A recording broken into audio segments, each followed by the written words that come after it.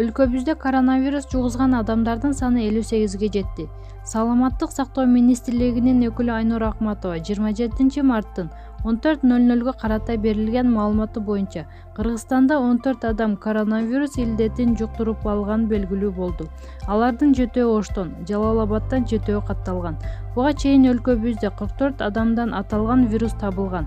Натыйжада 27 мартка карата илдет жугузгандардын саны 58ге жетти деп Арба Кежи билдирди.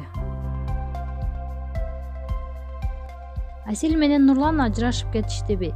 Белгилүү ырчы түгөлдөр Нурлан Ась менен Асел Кадырбекова ажырашып кетишти деген ушактар соц тармактарда тарап жатат.